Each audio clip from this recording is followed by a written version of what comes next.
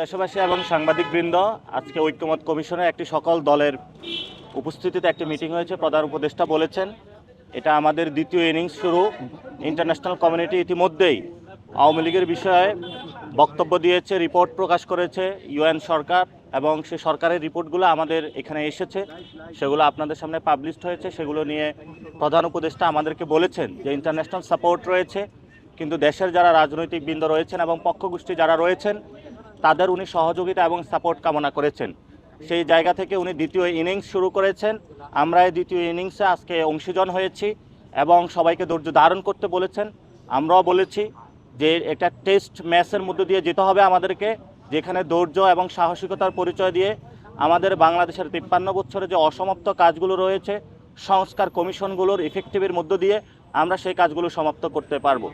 এবং সেখানে যারা ধৈর্যের পরিচয় দিবেন তারা বাংলাদেশের এই জনগণের যে মুক্তির লড়াইটা, সেই মুক্তির লড়াইটাকে অধিকাংশ জায়গায় তাদের বাস্তবিক আকাঙ্ক্ষার জায়গাটাকে, স্পিরিটকে ধারণ করে একটি জায়গায় যখন বাংলাদেশকে নিয়ে যেতে পারবেন, সেই বিষয়ে জনগণও সকল পলিটিক্যাল পার্টি এবং বর্তমান সরকারের প্রতি লক্ষ্য রাখছেন। তো সকল পলিটিক্যাল পার্টি এবং যারা প্রধান উপদেষ্টা এবং যারা সংস্কার কমিশনে যারা হেড রয়েছেন, তারা এই বিষয়ে প্রতিশ্রুতিবদ্ধ হয়েছেন যে মানুষের যে মুক্তির যে আকাঙ্ক্ষা, সেই বিষয়ে তারা প্রতিশ্রুতি এবং ঐক্যবদ্ধ।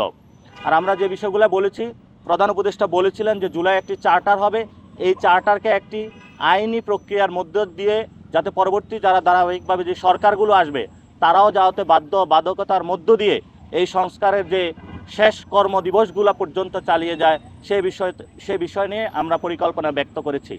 এবং আমরা বলেছি বাংলাদেশের এবং জনগণের যে মুক্তি, সেটা একমাত্র নিহিত হবে যদি আমরা একটি নতুন সংবিধান মানুষকে উপহার দিতে পারি। কারণ 72-এর যে সংবিধান রয়েছে, এই সংবিধানের মধ্যে বহুদলীয় গণতন্ত্র অসম্ভব এবং বাংলাদেশের যে শান্তি শৃঙ্খলা, জনগণের যে ঐক্যের জায়গাটা, সেটা দিন দিন বিনষ্ট হচ্ছে।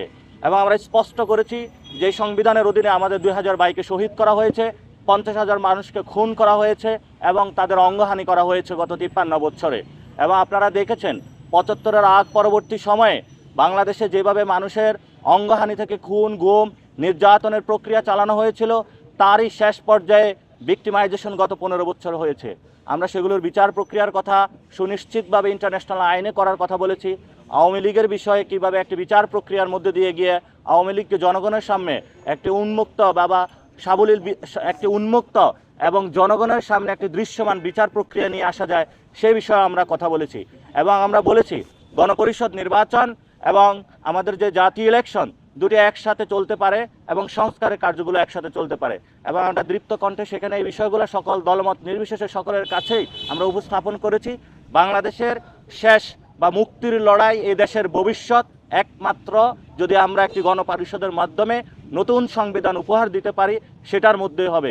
এবং আমরা এটাও ব্যক্ত করেছি বৈষম্য বিরোধী ছাত্র আন্দোলনের নেতৃত্বে এবং জাতীয় নাগরিক কমিটির উদ্যোগে এ মাসে যে ছাত্রদের একটি বড় দল আসতেছে বাংলাদেশের ইতিহাসে, আপনারা জানেন যে এটা জনমত জরিপের কাজ চলছে এবং সেখানে আমাদের রাজনৈতিক লাইনটা কী হবে সেটাও আমরা সবার সামনে আজকে ব্যক্ত করেছি।